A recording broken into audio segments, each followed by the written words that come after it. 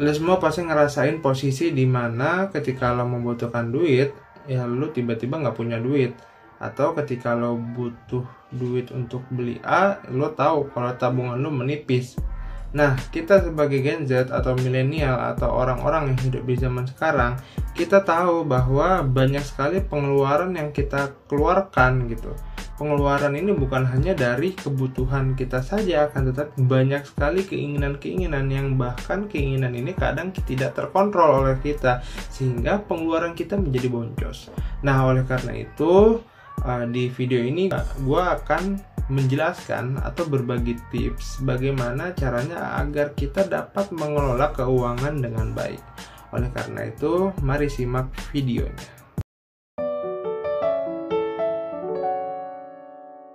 Tahu gak sih lo, dalam beberapa tahun terakhir masyarakat kelas menengah itu terus turun. Nah, tercatat di tahun 2022 itu ada sekitar 49,51 juta jiwa, dan terus turun pada 2024 itu terdapat 47,85 juta jiwa kelas menengah yang telah turun dari beberapa tahun terakhir. Turunnya masyarakat kelas menengah ini disebabkan oleh salah satunya ada peningkatan pada tingkat belanja masyarakat yang tidak dibarengi oleh peningkatan pendapatan masyarakat. Jadi masyarakat itu cenderung belanja menggunakan tabungannya, sehingga kadang ketika belanja itu tabungannya itu menipis. Nah, hal ini disebabkan oleh banyak faktor. Nah, faktornya itu ialah ada PHK massal, inflasi, banyaknya masyarakat yang bekerja di bidang informal, atau bahkan gaya hidup. Hal ini jika terus berlanjut akan menyebabkan yang namanya fenomena doom spending. Doom spending ialah di mana masyarakat tetap mempertahankan pola konsumsinya walaupun tahu pendapatannya segitu-segitu aja, tabungannya nipis, tapi masyarakat tetap mengeluarkan uangnya. Nah, ini itu dikarenakan ketidakpercayaan masyarakat terhadap ekonomi ke depannya, sehingga untuk melepaskan stres yang ada di masyarakat itu, masyarakat jadi cenderung untuk mengeluarkan uangnya untuk menghadapi tekanan-tekanan ekonomi yang sedang terjadi. Generasi Z dan milenial disebut bakal lebih cepat miskin daripada generasi lainnya akibat enggan menabung dan punya kebiasaan doom spending. Melansir dari CNBC Make It, sebagian besar orang dari kelompok generasi Z dan milenial cenderung menghabiskan uang untuk membeli barang-barang mewah dan berlibur daripada menabung. Menurut Psychology Today, hal itu identik dengan doom spending atau berbelanja secara impulsif demi menenangkan diri akibat perasaan pesimis terkait ekonomi dan masa depan.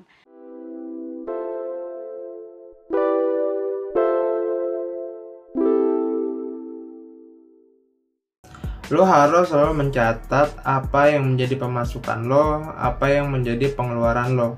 Karena dengan mencatat apa-apa yang menjadi pemasukan dan pengeluaran, uang lo jadi lebih terkontrol. Lo tahu nih uang lo masuk dari mana, lo tahu nih uang lo keluarnya dari mana. Ketika lo catat pengeluaran lo bisa tahu pengeluaran mana yang paling besar. Katakanlah, semisal contohnya ketika lo catat, ternyata pengeluaran terbesar lo itu ada pada kegiatan lo ketika nongkrong.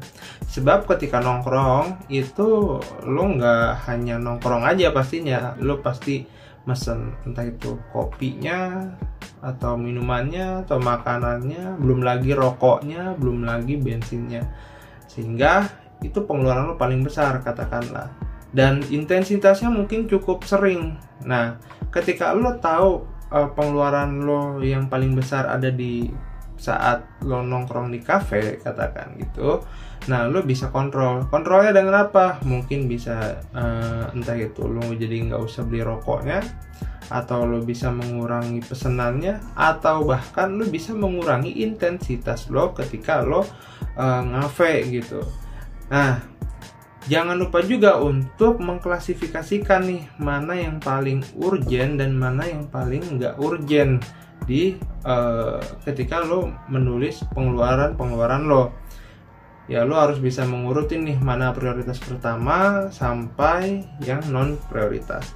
Sehingga ketika lo tahu nih mana aja yang prioritas terlebih dahulu, maka lo bisa mendahulukan nih pengeluaran-pengeluaran yang termasuk ke dalam kategori prioritas tinggi. Sehingga lo bisa atur dan lo bisa menabung.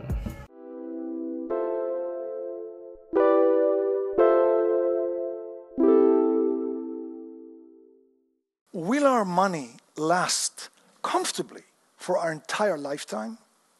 Our lifetime may be longer than we think.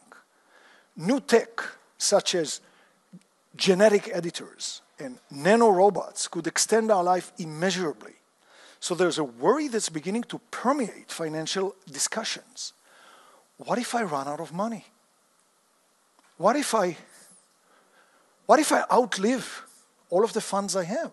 Sisihkan juga 10% dari pendapatan lo untuk ditabung dan investasi. Dan jangan lupa juga ketika lo belum punya dana darurat, maka bikin dari sekarang. Sebab kenapa? Dana darurat itu sangat penting ketika lo terjadi hal-hal yang tidak diinginkan. Mungkin seperti kehilangan pekerjaan, atau lo sakit keras, atau lo ya hal-hal lain yang membuat itu lo butuh dengan dana darurat lo. Nah, cara bikin dana darurat bagaimana? Sisihkan dari 10% sampai 20% tabungan lo itu dibikin sekitar 3 sampai 6 kali biaya hidup lo. Karena ketika lo udah miliki dana darurat dan lo dihadapi dengan situasi-situasi yang tidak menguntungkan lo bisa tenang karena ada spend duit sekitar 3 sampai 6 kali biaya hidup lo.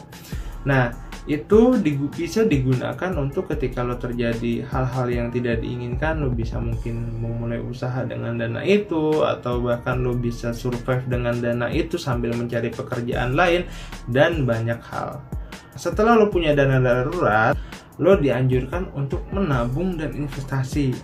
Mungkin lo coba bisa dengan ketika lo pengen menabung, lo coba beli emas. Karena emas itu dari tahun ke tahun itu terus terjadi peningkatan harga. Katakanlah dulu gua pernah beli emas di tahun 2019 itu di harga 876.000. Nah, ketika di tahun sekarang 2024 emas sekarang sudah hampir mencapai 1,5 juta. Nah, emas ini sebenarnya bukan menjadi instrumen investasi, akan tetapi emas ini sebagai pengaman dari harta lo, karena emas ini tidak akan tergerus oleh inflasi, sehingga harta lo akan aman-aman aja dengan nilai value yang sudah ditetapkan seperti itu. Nah, emas juga, keuntungan pakai emas, menabung emas ialah ketika lo membutuhkan uang atau butuh dicairkan, ya lo tinggal ke toko emas dan langsung dijual, sehingga emas itu gampang sekali untuk dimilikinya dan gampang sekali dijualnya, dan dijualnya pun mengikuti harga rupiah gitu, artinya mengikuti zaman gitu.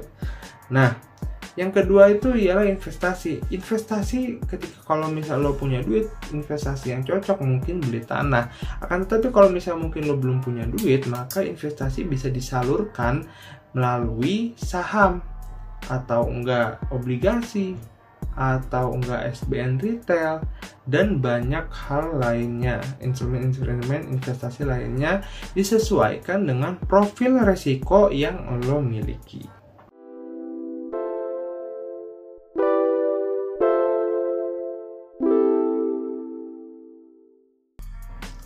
Hutang konsumtif hanya akan membuat diri lo stres dan tersiksa. Jadi bagi yang punya hutang, segera lunasi. Apalagi catatannya ialah hutang konsumtif.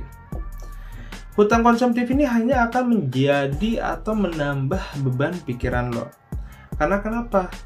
Hutang konsumtif terjadi ketika lo nggak punya duit. Betul.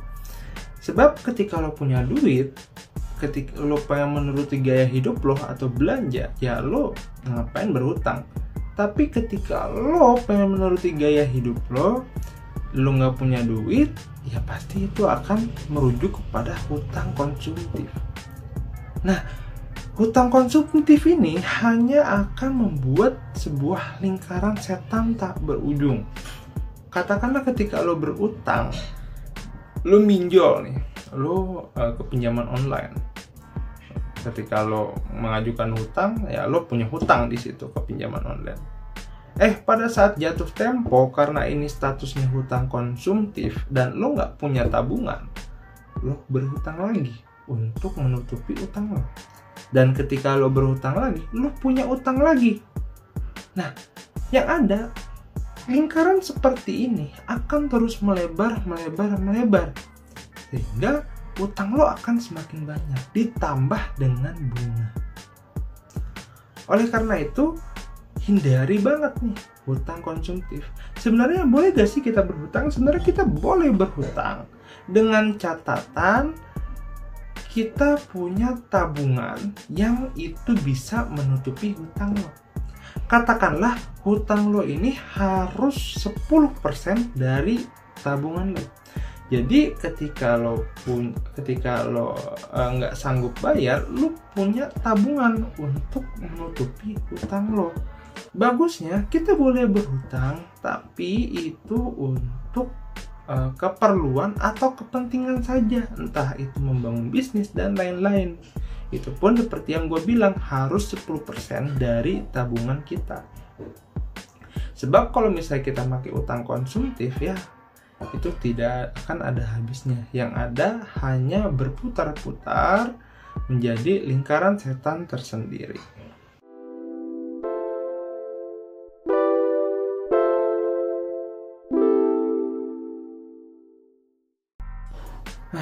Kita semua sebenarnya bisa mengelola uang dengan baik, asalkan kita ini dapat disiplin dan konsisten. Karena mengelola uang dengan baik adalah bekal kita agar masa depan kita lebih terjamin. Mulailah dari hal terkecil seperti langkah-langkah yang telah gue sebutkan tadi. Yang pertama ialah budgeting, yang kedua ialah menabung, yang ketiga ialah hindari utang konsumtif. Mengutip kata-kata dari Warren Buffett, yaitu don't save what is left after spending, but spend what is left after saving. Nah, selanjutnya, kalau lo punya tips lain atau pengalaman dalam mengelola keuangan, tulis di kolom komentar. Jangan lupa like dan subscribe untuk tips menarik lainnya.